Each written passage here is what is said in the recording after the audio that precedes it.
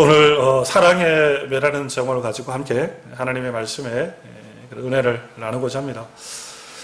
한 20년 정도 과거를 거슬러 올라가면은 제가 그때 그 교육전도사를 했던 시절입니다. 20대 후반에 27살 정도부터 제가 사역을 했습니다. 하면서 작은 시골 교회에 이제 교육전도사로 나가게 되었는데, 아이들이 중고등부를 맡게 되어졌는데, 시골 쪽이다 보니까 아이들이 많지 않았어요. 한 10명에서 15명 정도 되는 아이들이 예배를 함께 드리는데, 아이들이 말도 하는데 그렇게 한다는 애들도 처음 봤습니다.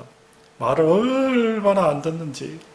기도합시다 그러면은 막 성경책이 날라다녀요. 막 휙휙 날라다니고. 멀청 싸고, 강대 의자를 막 넘어다니고 막 그러는 거예요. 참다가 애들을 불렀어요. 그 삼총사가 있습니다. 특별히 여자 삼총사가 있는데, 특별히 불러가지고 도대체 왜 그러냐 그랬더니 아이들이 하는 얘기가 그런 얘기를 하더라고요. 교회는 사랑이잖아요 그러더라고요. 교회는 사랑이잖아요 그러더라고요. 그래서 교회는 사랑이니까 터치하지 말으라는 거예요. 교회는 사랑이니까 다 용서해 줘야 되는 거 아닙니까? 이 얘기인 거예요. 자기들의 논리로는.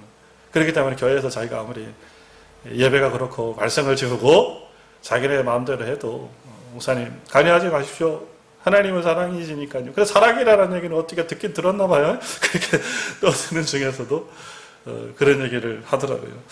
여러분, 하나님의 자녀의 잘못을 하나님은 징계하십니다. 하나님의 잘못, 하나님 채찍질 하세요. 사랑에 대한 오해를 가지고 있는 거예요. 그거는 사랑이 아니죠. 그거는 방관이죠. 그죠? 오늘 성경의 말씀 속에 기록되어져 있는 우시아, 그리고 요담, 그리고 아하스, 이게 세 왕이 기록되어져 있는데, 우시아, 요담, 그리고 아하스의 그 세월이 한 20년도 지나서 이제 흐른 뒤입니다. 우시아가 죽고 나서 그의 손자죠, 손자인 아하스가 왕이 되었습니다. 근데 우시아나 요담은 괜찮은 왕이었어요. 평가되어지기를 괜찮은 왕으로 평가되어졌는데, 이런 좋은 선왕으로부터, 할아버지, 아버지로부터 좋은 아들이 나와야, 좋은 왕이 나와야 되는데 그렇지가 못했습니다. 이 아하스라는 왕은. 북이스라엘의 가장 악한 왕의 대명사가 누구죠? 북이스라엘 가장 악한 왕 하면 이세벨 하면 누가 떠오르죠? 아합 왕이 떠오르죠. 그죠? 아합과 이세벨. 북이스라엘의 가장 악한 왕, 그럼 아합 왕 우리가 떠오릅니다. 이세벨과 아합 왕. 제가 예전에 한번 말씀드렸지 않습니까? 모험사례를 칠 정도로 악한 왕들이었습니다. 북이스라엘에 있어서 그 아합과 이세벨이 악한 왕이었다면은 남유다에 있어가지고 또 손꼽히는 대표적인 악한 왕을 꼽아라! 그러면은 이게 아하스가 꼽히는 거예요, 지금 이게. 아하스 왕. 그래서 역대하 28장 말씀의 내용들을 보니까요, 이 아하스의 행적에 대해서 성경은 기록하고 있는데, 하나님이 보시기에 정직하지 않았다. 그리고 2절 말씀에 28장 2절에 보니까 바알을 섬기고, 여기까지는 글다 손 칩시다. 3절 말씀에 보니까 그 누구도 행하지 않았던, 그 누구도 어떤 왕도 행하지 않았던 그 악한 일들을 행하게 되어지는데, 그게 뭐냐면은 이방 신상, 이방 신을 섬기면서 자식을 불태워가지고 제물을 드리는 아주 말할 수 없는 그런 악을 행하게 되어집니다. 그리고 산당과 작은 산, 그런 데 제사 드리며 분양했던 왕이었다라는 것이죠. 하나님께서 보시기에 여러분 어떻습니까? 이 아하스와 사랑이니까 오냐 내 새끼 우쭈쭈쭈 합니까? 우쭈쭈가 안 되는 거예요. 그래서 하나님께서 아람과 북이스라엘을 연합시켜가지고 들어가지고 이 아하스 남유다를 징계하시고 채찍을 치게 되어지십니다. 그러나 여러분, 사실 이 징계라는 것은 하나님의 사랑입니다. 징계라고 제가 말씀드리지만은 이 사랑이 없으면은 절대로 징계를 할 수가 없는 거예요. 그래서 사랑의 이거를 뭐라고 표현하냐면 사랑의 매라고 표현을 하는 겁니다. 우리는 하나님의 마음을 알고 있습니다. 하나님의 마음을 무심하시는 분은 아무도 안 계시죠? 하나님은 누구세요? 우리 아버지. 아버지의 마음을 의심하는 분은 절대 안 계시리라고 생각합니다. 아버지는 우리를 사랑하시는 아버지십니다. 자식을 싫어하고 자식을 미워하는 부모가 어디 있습니까? 초달하시지만은 그 초달이 징계하시는 그 매가 결국에는 하나님의 사랑의 매라는 것이죠. 히브리서 12장 5절 말씀이 기록되어져 있습니다. 하나님은 사랑하는 자녀를 못 하신다? 징계하신다. 징계가 없으면 사생자요? 친아들이 아니다. 그리고 결국에는 그 징계를 통해 가지고 무엇을 얻게 되어진다? 의와 평강과 열매를 맺게 되어진다라는 거예요. 할렐루야. 하나님의 여러분 징계는 결국 자녀를 향한 하나님의 사랑의 표현이라는 겁니다. 그래서 그 자녀가 하나님의 은혜 가운데 새롭게 되어지고 거룩한 삶을 살아갈 수 있도록, 그리고 앞으로 후에 말씀드리겠지만은 하나님으로부터 은혜의 복을 받기 위한 그 자리로 하나님께서 부르시기 위한 도구로서의 징계라는 거예요. 징계의 목적은 하나님은 징계를 통해 가지고 올바른 자녀를 교육하기를 원하신다라는 거예요. 아멘이시죠? 징계를 통해 가지고 교육하기를 원하십니다. 나를 교육하기를 원하십니다. 징계받지 못한 자녀는 버린 자식입니다. 그렇죠? 우리 관계없는 자들을 뭐라 하지 않습니다. 우리가 관계없는데 뭘 얘기하면 내 자식이 아니고 내 새끼가 아닌데 뭐하러 건들고 뭐하러 쓴소리 합니까? 길거리 지나가다가 어떤 아이들이 뭐 잘못된 얘기를 하지만 한 번, 두 번 타이를 수는 있지만은 그걸 가지고 막 그냥 자기 새끼처럼 그렇게 하시는 사람은 없다라는 거예요. 왜 그렇습니까? 자녀가 아니기 때문에 그렇다는 거예요. 결국 여러분 징계받지 못하고 그리고 교훈받지 못하고 하나님으로부터 아버지로부터 채찍질 받지 못한 자녀는 버린 자식이 되는 거예요. 버린 자식. 심어만 놓고 관리하지 않은 농사는 여러분 망치게 되는 거예요. 교회 뒤편에 보면 우리 교회는 참 좋은 교회예요. 앞에 보면은 부화가 돼 있고 우리 뒤에 보면은 복숭아 나무 있는 거 아십니까? 아십니까 혹시? 복숭아 나무가 있어요. 복숭아. 화장실 옆에 보면은 복숭아 나무가 있는데 봄에 보니까 복숭아 꽃이 도화라 그러잖아요. 참 이쁩니다. 한 번씩 봄이 되면 한번 자세히 보십시오. 복숭아 꽃이 막 핍니다. 그래서 올해는 복숭아가 보니까 작년에 비해가지고 많이 열렸더라고요. 많이 열렸다. 아하. 그다음에 올해는 이 앞에 무화과도 많이 열리고 복숭아도 많이 열리고 그러니까 올해는 복숭아도 좀 따먹겠구나 생각을 하고 이제 한참을 이제 두고 봤습니다. 이제 지금 이제 복숭아가 익을 때잖아요.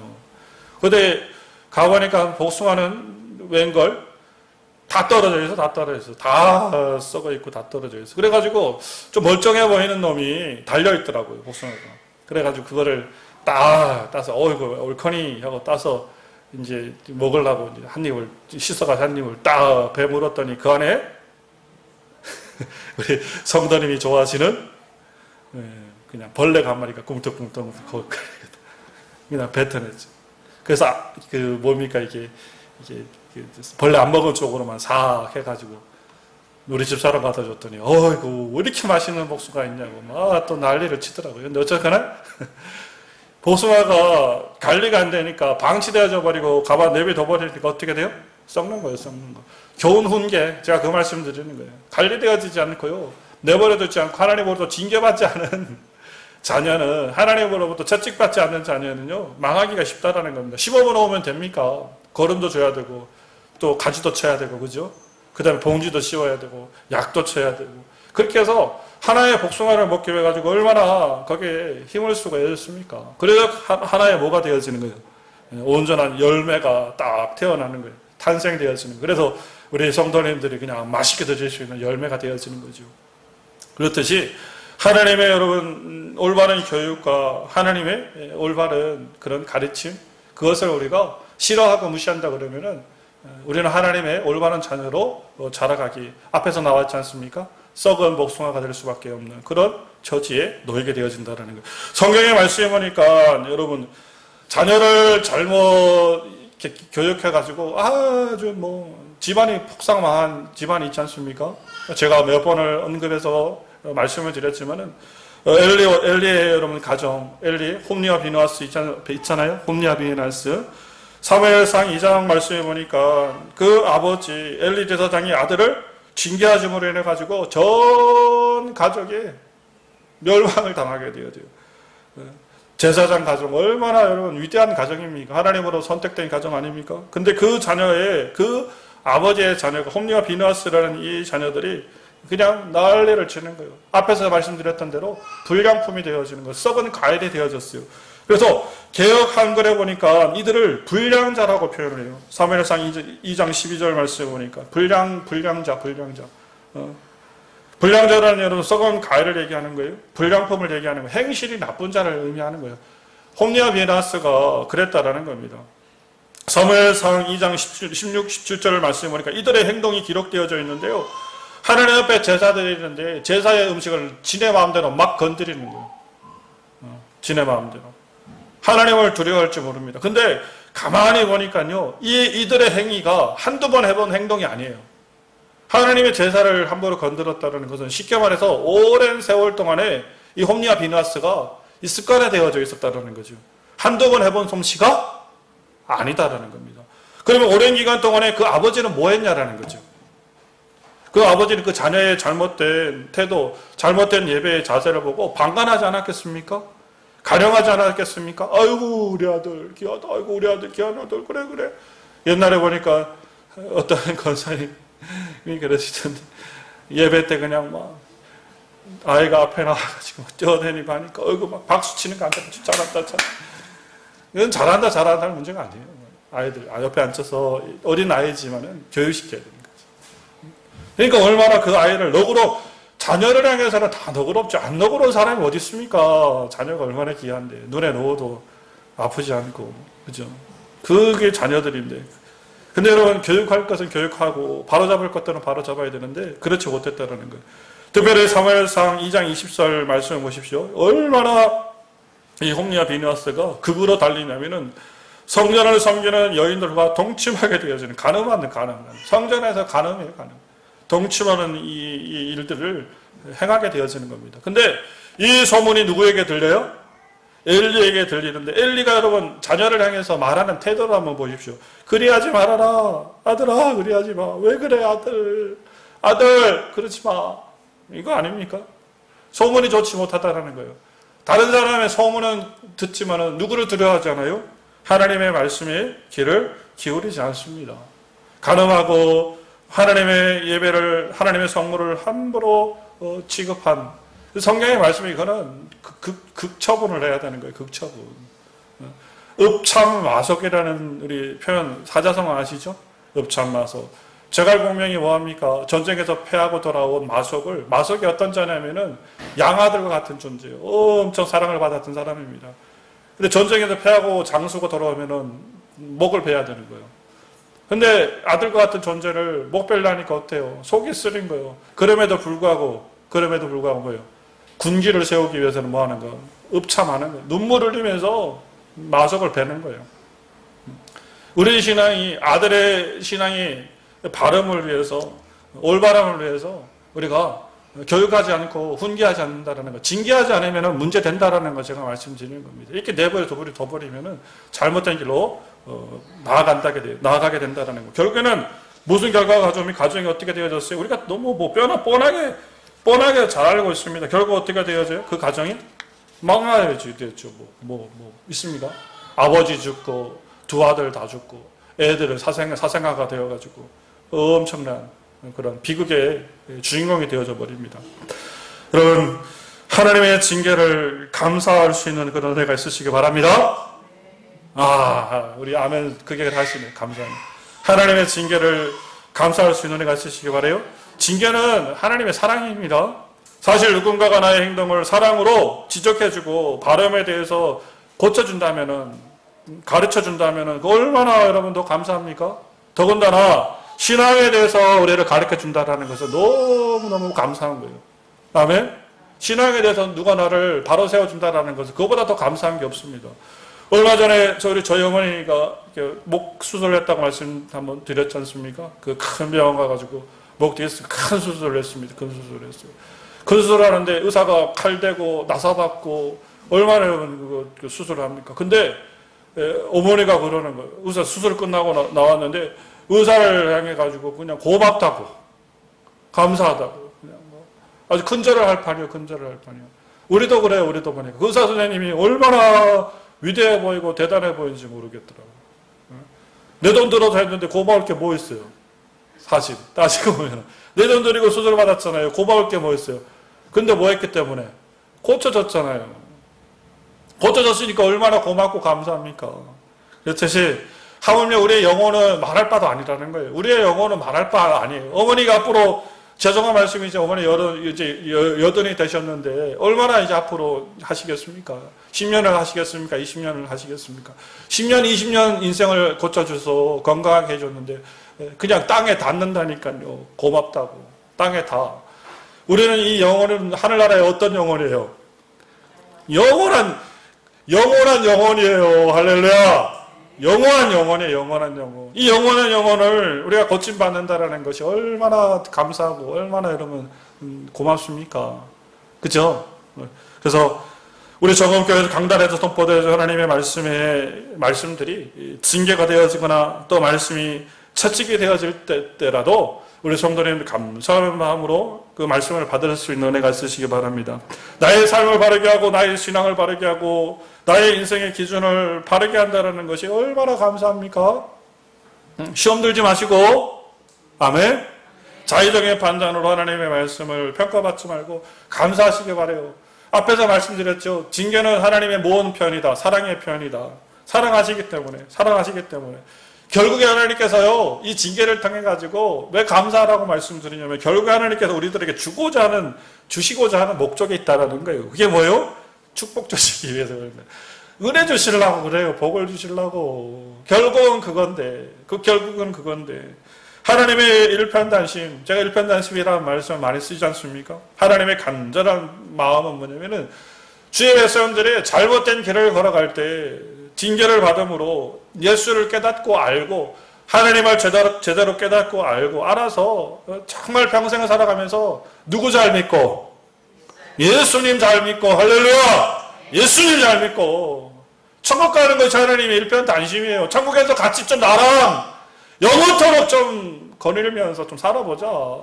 영원토록 거기서 좀 박수치며 찬양하고 걱정도 없고 근심도 없고 슬픔도 없고 고난도 없고 아픔도 없고 못생긴 것도 없고 그 하늘 천국에서 나와 더불어서 뭐 하자는 거야. 하나님이 영원토록 살아보자는 거예요. 이게 하나님의 마음이에요. 하나님의 마음. 그것이 하나님이 우리를 향한 일편단심, 그 징계를 통해 하나님 주시고자 하는 축복이라는 겁니다. 축복. 제발 좀 제발 좀 잘해라. 제발 좀 하나님의 말씀대로 좀 살아라. 제발. 이게 하나님의 본 마음이라는 겁니다. 신명기 여러분 28장 말씀에 하나님의 복의 말씀들이 기록되어져 있습니다. 자, 하나님의 말씀을 듣고 행하고 청정하면은 따라해 봅시다. 듣고 행하고 청정하면은 어떻게 해주신다라는 거예요. 모든 민족 위에서, 그러니까 모든 사람들 위에 뛰어난 이름을 하나님께 주시겠다는, 뛰어나게 해주실 거라는 거예요. 할렐루야. 여러분 뛰어날 수 있는 그 복을 받으시길 바랍니다. 성읍에서 복을 받고 들에서도 복을 받고 아멘 하시기 바랍니다.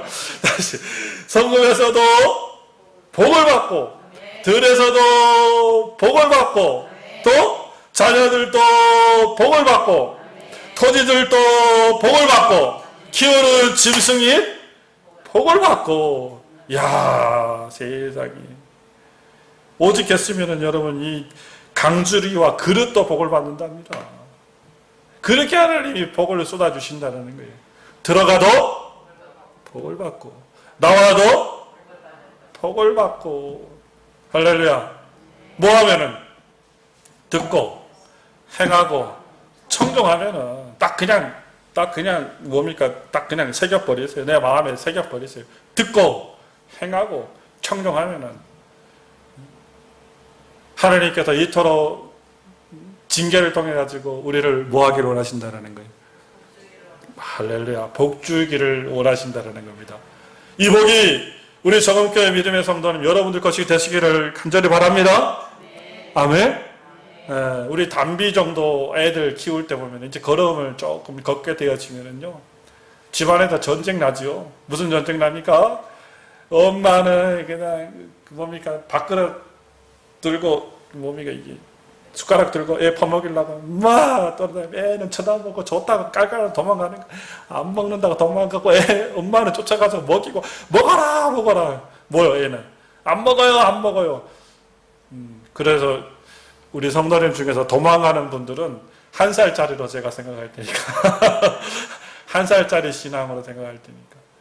먹기만 먹으면은, 하나님의 말씀을 듣기만 들으면은, 행하고 청종하기만 하면은 이 복을 하나님께서 주신다는데, 징계가 됐습니까? 징계가. 징계라는 것은 심한 표현으로 징계지, 사랑의 매예요. 매가 없는 자녀가 어떻게 성숙할 수 있습니까? 그쵸? 우리 정원교회 믿음에서 하나님 주시는 이 은혜의 복을 누릴 수 있는 거룩한 은혜가 있으시기를 바랍니다. 여러분의 것이 되시기를, 그런 복의 축복이 있으시기 바랍니다. 자, 남유다와 이스라엘은 하나님 아버지를 멀리하였습니다. 멀리하였습니다. 아하스 왕이 멀리하였습니다. 그래서 하나님으로부터 징계받습니다. 그래도 바벨론으로 포로로 잡혀가요. 70년 동안 거기서 띠질나게 매를 만든 거 두들겨 맞고. 자, 앞에서 지난주에 말씀드렸잖아요. 그릇터기, 그죠? 잘라진 그릇터에서 뭐가 나오듯이, 새 싹이 나오듯이, 새 창조가 일어나듯이 그 징계를 통해 가지고 하나님은 새로운 역사를 이스라엘을 통해서, 남유다를 통해서 이루어내실 거라는 거예요. 근데 그것이 이 성경에 기록되어져 있는 성경의 사건만이 아니라 누구의 사건? 나의 사건, 여러분의 사건, 우리 정음교회의 복의 사건이 되어질 수 있는 그런 은혜의 축복이 있으시길 바랍니다. 결국 하나님의 그 징계를 통해서 큰 신앙의 성숙을 이뤄내며 2020년도 이 남은 그 세월들을 힘있게 달려나갈 수 있는 믿음의 백성들, 우리 정음교회 주의 백성들 다 되시기를 간절히 바랍니다.